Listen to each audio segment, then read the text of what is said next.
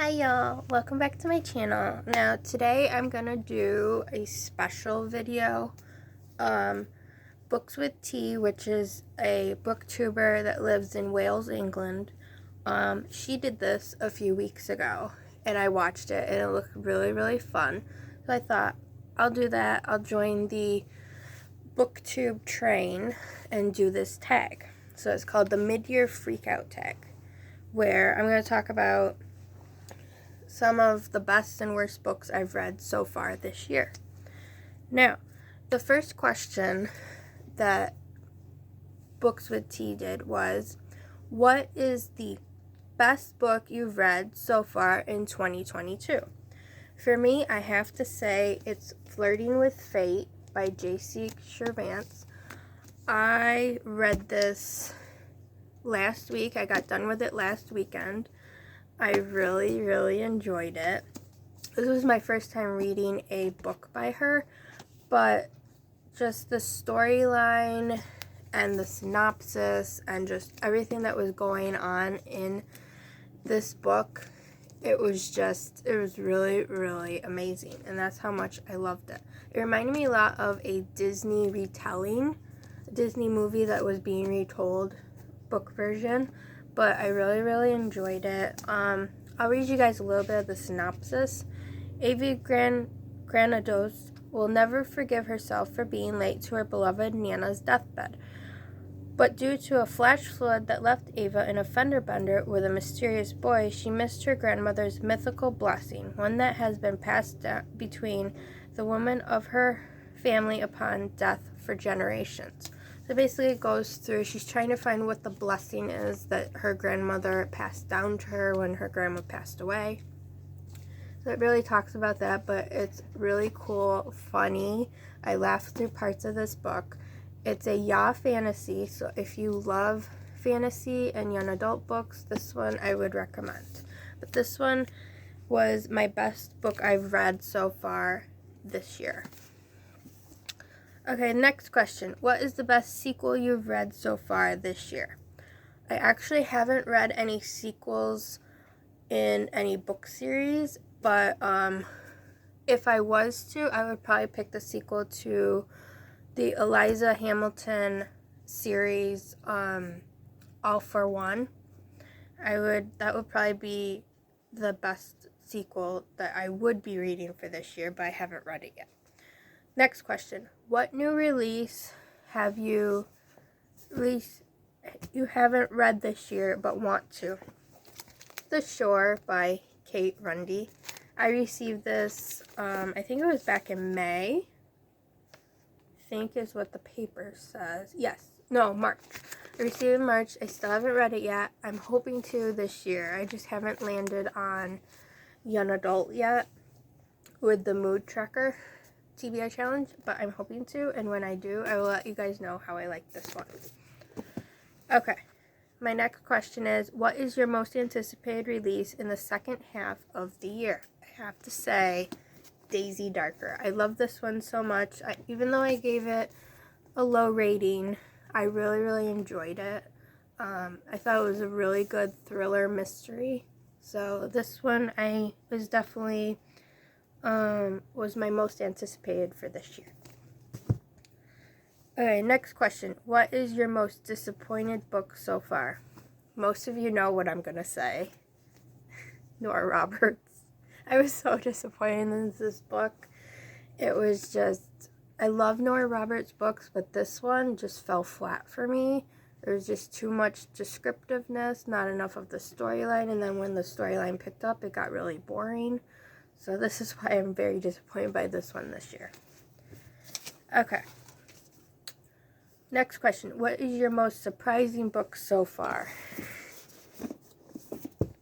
I was really surprised I liked it, because normally I'm not a big young adult reader anymore. I'm more of a fantasy, historical fiction, contemporary reader, but very seldom have I read any good young adult books lately. And when I do, usually it's only by the same author every time.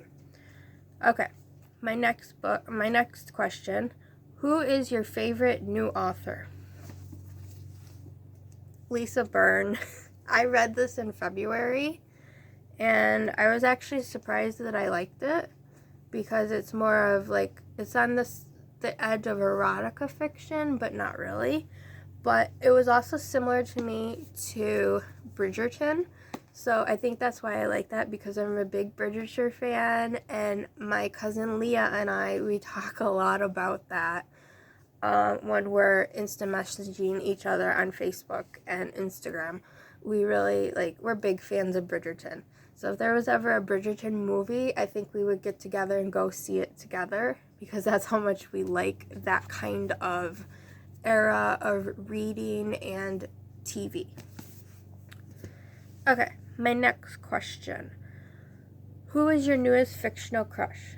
I don't have one, because the one that I did have way back when was Peeta from Hunger Games. And since then, I haven't really liked any male characters in the fantasy young adult genres that I'm like, oh, I have a crush on him.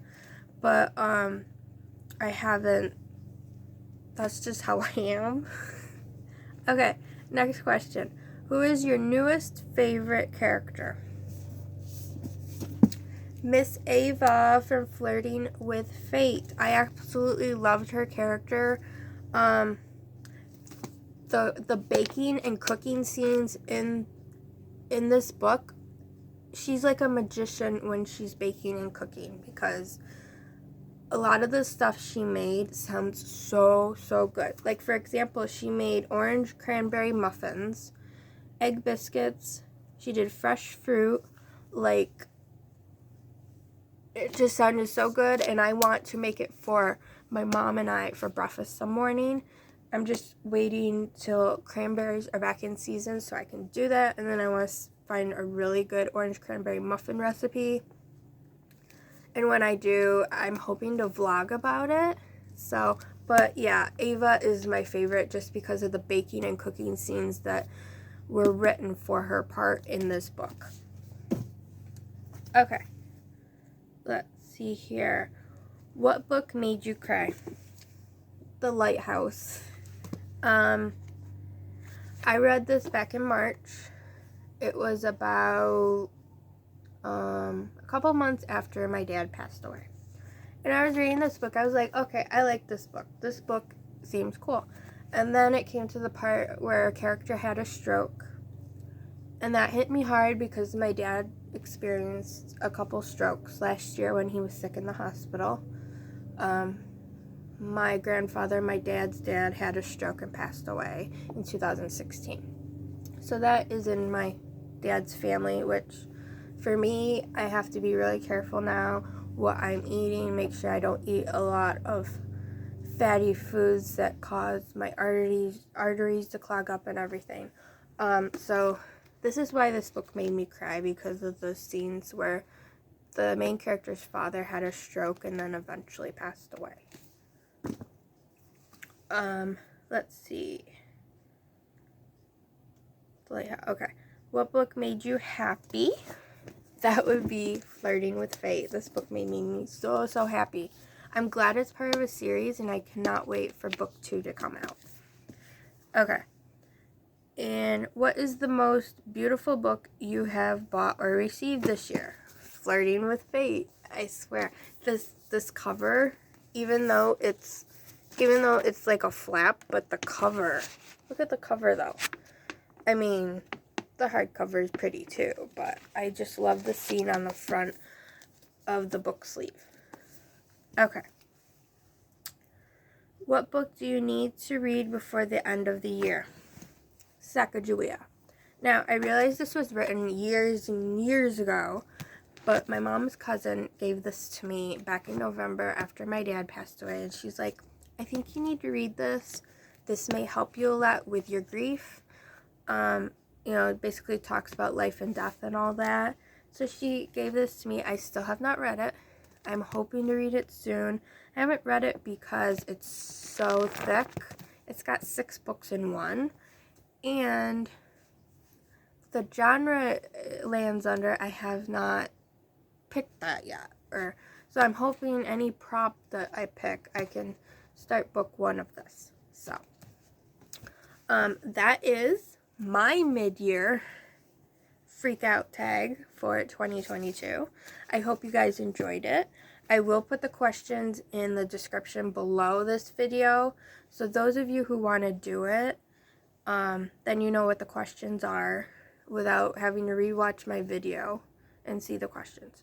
Also, I will tag Books with T from Wales, England, where she started this tag.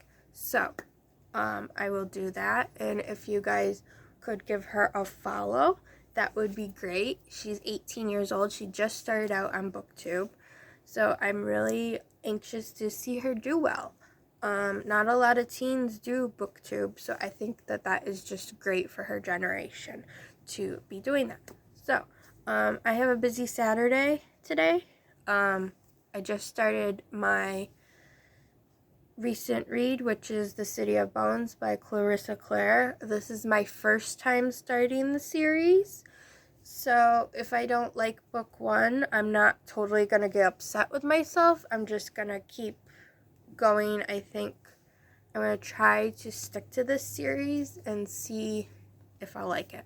I did read there's a lot of fighting in this series, so I don't know if I like that as much, but I'm hoping that I will love it, especially since it's based off of the freeform show Shadowhunters, which I have never watched, but if I finish the Mortal Instruments series this year, then I'm hoping to binge watch Shadowhunters. So, that's that for today. I hope you guys have a good Saturday, and I will talk to you guys in my next video. Bye!